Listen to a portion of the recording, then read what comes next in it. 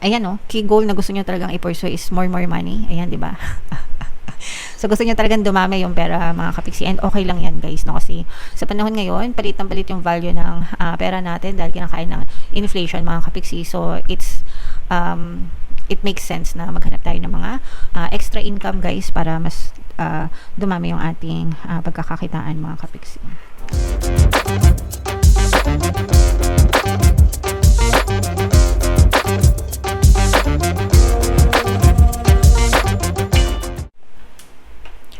Hello guys, hello Pisces, welcome back to Pinoy Pixie Tarot. Ang pamagat ng episode natin for tonight is monthly check-in para ngayong February, guys, para sa Pisces, Sun, Moon, Rising sign, and Venus. So kung ano lang yung makaresonate, guys, take that message kasi hindi lahat ay magre-resonate.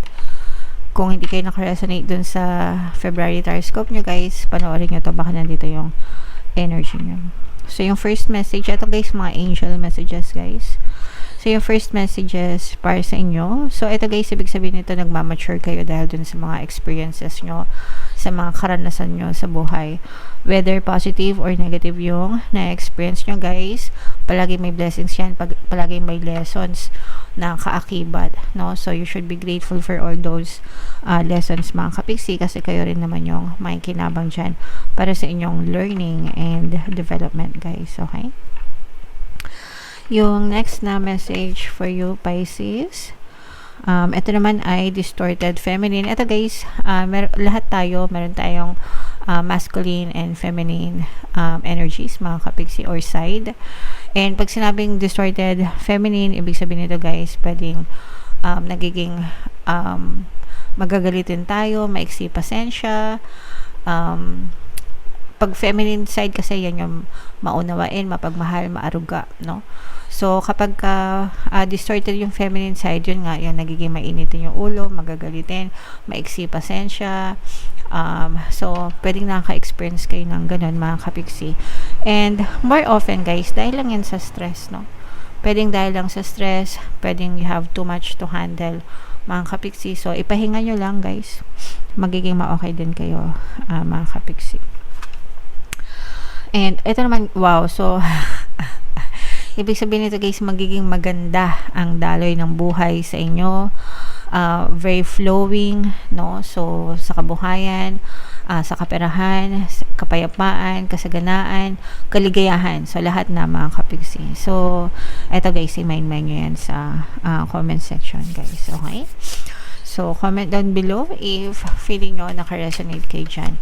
Ito naman guys, sa love, no? Tingnan naman natin yung mga mensahe sa inyo ng inyong partner o specific person. Kung ano lang yung maka-resonate guys, kasi iba-iba kayo ng sitwasyon, mga kapiksi. So, yung first message sa inyo ng person nyo, guys, you and I were too young, no? So, ibig sabihin nito, maaaring masyado pa kayong mga bata, mga kapiksi. Pwedeng hindi pa committed yung person mo. Pwedeng hindi pa siya seryoso kasi para sa kanya, pwedeng masyado pa kayong bata, ganyan. Or pwedeng masyado pang maaga yung para sa isang seryosong relasyon, mga kapiksi.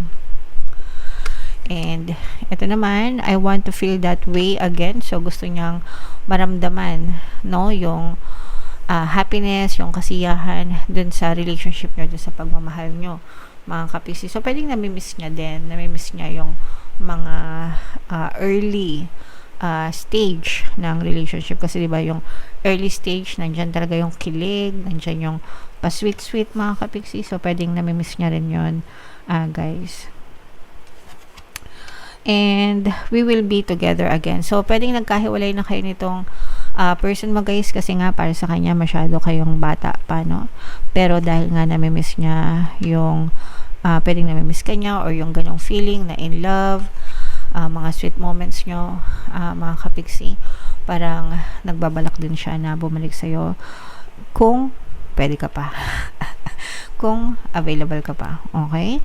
So, para sa kanya, siguro baka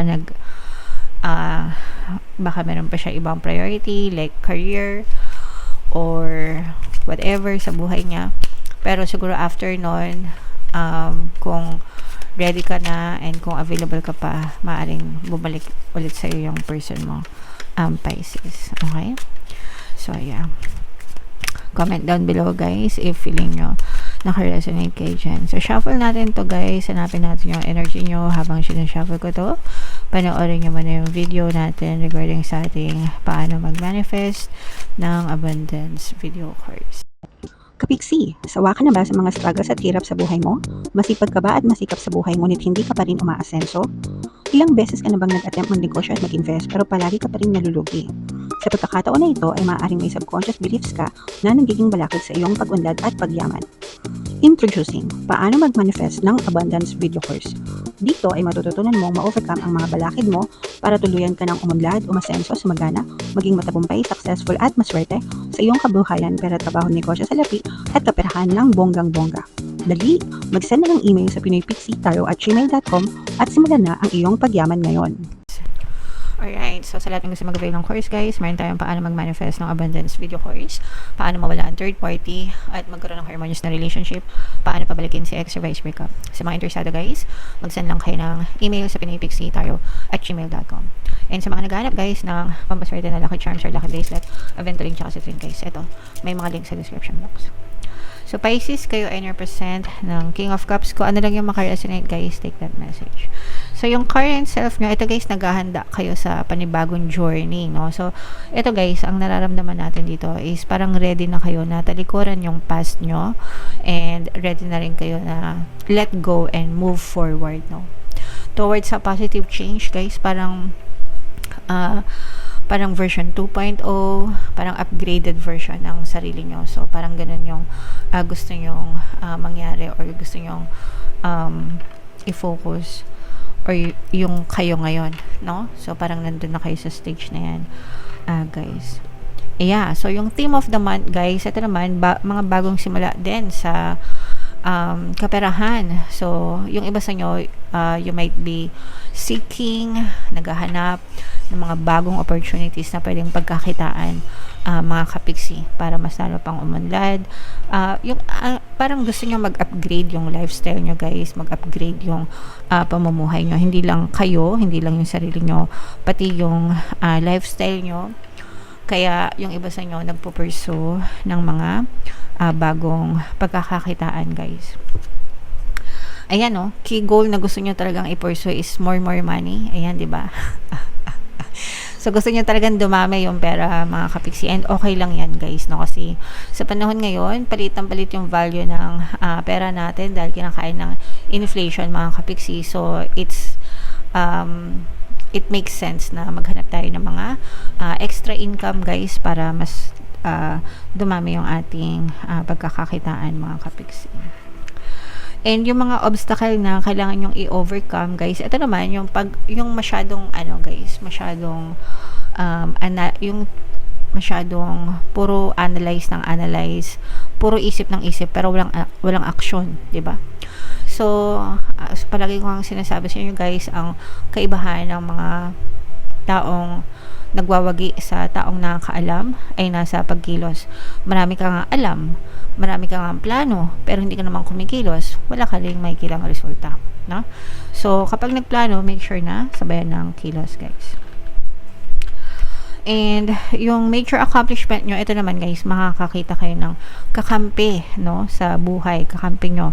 Especially kung meron na kayong partner or specific person, guys, parang magsusuportahan kayo ng partner mo para magkaroon kayo ng financial gains. Hindi lang, kumbaga, parang sabay kayo naaangat, no. And yung mga kailangan yung i-avoid, ito, guys, again, yung analysis paralysis yung term na gusto kong sabihin dito, yung tipong sobrang logical na parang plano ng plano, isip ng isip hanggang sa hindi na makakilos dahil sa kaiisip, no? Over analyzing, mga kapiksi. So, kailangan meron kayong mas maganda kung meron kayong checklist, 'di ba? Kapag pag may checklist kasi, 'di ba, may kita mo kung ano yung checkan mo, kano yung i-extend mo, mas madali makapag-desisyon pag ganun kasi mas marami yung X, mas marami yung check.